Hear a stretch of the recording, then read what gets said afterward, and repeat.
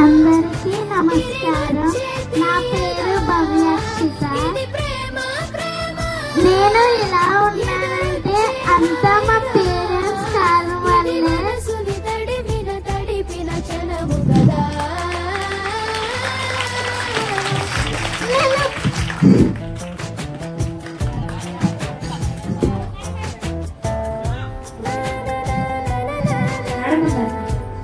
అంటే ఎమోషన్స్ ని ఎక్స్ప్రెస్ చేయడమే మంచిది. అవకాశం వచ్చినప్పుడు తన ఎమోషన్ అలా క్యారీ చేసేటప్పుడు అది ఎక్స్ప్రెస్ చేస్తేనే మంచిదని.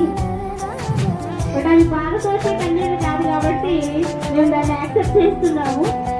ట్రూ ఎమోషన్స్ అన్ని కూడా ఇలాంటి సందర్భం. నాకు మా మదర్ దొరకడం నేను ఎంతో అదృష్టం చూసుకున్నాను. మమ్మల్ని చూసుకున్నంత కేర్గా దేవుడు కూడా చూసుకోలేరు. అంత కేర్గా చూసుకుంటారు.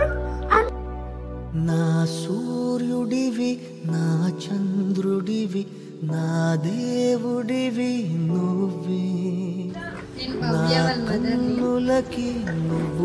నాకు ఈ స్కూలు చాలా సపోర్ట్ చేసింది పిల్ల వల్ల.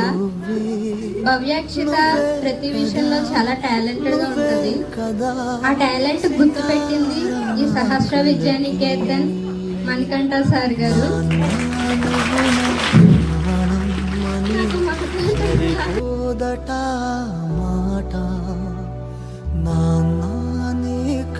ప్రాణం ఇవ్వన ఇదిగో ఇది నా మాట. నిజాన్నిలా అనేదిలా ఇవాళ నీ ఎదుట. చిన్నప్పటి నుంచి నాన్న లేడు. నాన్న ప్రేమని కోల్పోయాను.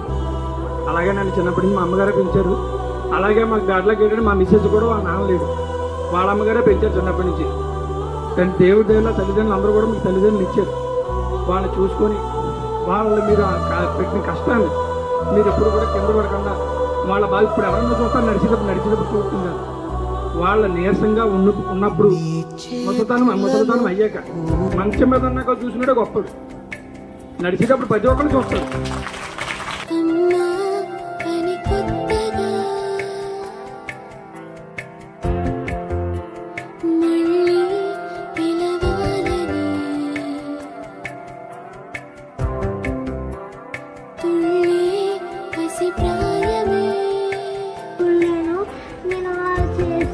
ప్రతిదాన్ని ఇచ్చినా కూడా తక్కువగానే ఉంటుంది.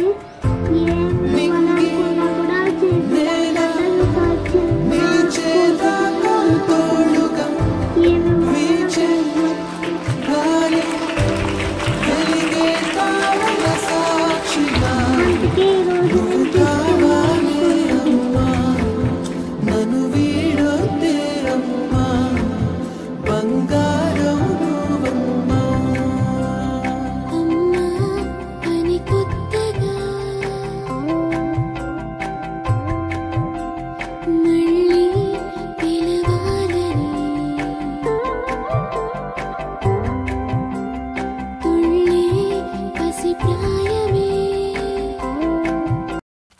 సారే వచ్చి మేము బాగా చెప్తాం మనం స్కూల్ మేము చూసుకుంటాం కదా అని జ్యోతి గారు వాళ్ళ ఇంటికి ఉన్నప్పుడు అన్నారు.